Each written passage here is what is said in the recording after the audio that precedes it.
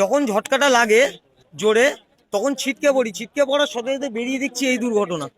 ট্রেনটা সোজা হয়ে দাঁড়িয়ে রয়েছে। না, ট্রেন স্লো ছিল, একদমই স্লো ছিল। পিছন দিয়ে মালগাড়িটা বিশাল জোরে এসে মেরেছে।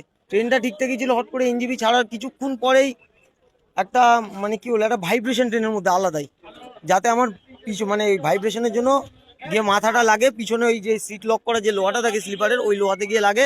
তো প্রথমে একটু ব্যথা করছিল, আস্তে আস্তে কি জায়গাটা ফুলছে। হ্যাঁ, আর অভিজ্ঞতার কথা বলতে গেলে এটা আমার প্রথম এক্সপিরিয়েন্স। আমি আগে কোনোদিন এরকম জিনিস আমি চোখের সামনে দেখিনি। আর আমি ভাবছি এখন আমার খুব ভয় লাগছে, আমি খুব ভয় আছি। আমি S8-এ ছিলাম। ঘটনা ঘটলো যখন, তখন তো আমাদের ওখানে উপরে শুয়েছিল একজন, সে পড়ে গেল। আমি সামনে গিয়ে ছিটকে বললাম, এক বয়স্ক লোক ছিল, তার মাজায় ব্যথা, সে সারা রাত আমার বগিতেই আমার সিটেই বসেছিল। বলে আমার মাজায় ব্যথা, আমি বসবো। আমি তাকে বসতাম, তারও একটু ওইখানে বসেছিল, সেও বললো একটু ঝটকা লেগেছে, তার নাকি কোমরে লেগেছে।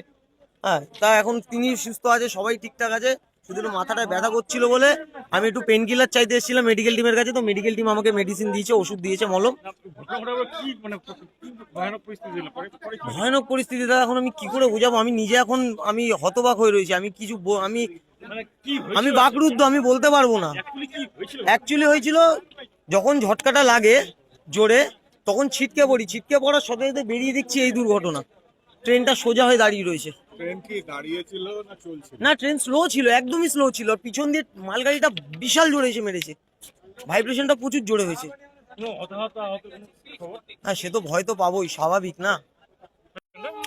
এখানে সকাল 8টার দিকে হঠাৎ করে একটা আওয়াজ হলো। তারপর আসে দেখি যে ট্রেন দুর্ঘটনা হয়ে গেছে। তারপরে দেখলাম যে অনেক প্রাণ গেছে, লোকের ক্ষয়ক্ষতি হয়েছে অনেক।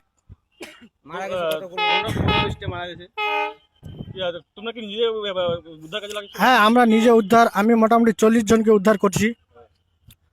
প্লাস গাড়ির রাস্তার ব্যবস্থা নাই কোনো রকম, গাড়ি বাইকে করে নিয়ে বাড়িতে করে নিয়ে যাই, ওখান থেকে মেডিকেলে নিয়ে গেলাম। কতজনকে তোমরা মৃত অবস্থা করছো? মোটামুটি 10 জন। 10 জনকে মৃত অবস্থা করেছো? হ্যাঁ। আর এমনি আহত কতজন হয়েছে? আহত মোটামুটি 30-35 জন। কি ঘটনাটা কি করছিল, কি দেখলা? ঘটনাটা দেখলাম যে হঠাৎ করে বিকট আওয়াজ হয়ে, হ্যাঁ, তারপর আসে কি দেখলা, পিছন দিয়ে? হ্যাঁ, পিছন দিয়ে হঠাৎ করে একটা মানে মালবাহী গাড়ি পিছন থেকে লাগাই দিয়েছে।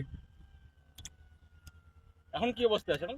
এখন তো পুরা অবস্থা খারাপ আছে। যখন তোমরা উদ্ধার কাজে ছিল তখন পুলিশ প্রশাসন কেউ ছিল না? না, কেউ ছিল না, একটা লোকও ছিল না। কেউ ছিল না। 1 ঘন্টা পর আসছে পুলিশ প্রশাসন দেরি হয়েছে, অনেক দেরি হয়েছে, প্রায় 1 ঘন্টা লেগে গেছে। আপনার নাম? MD শাকের।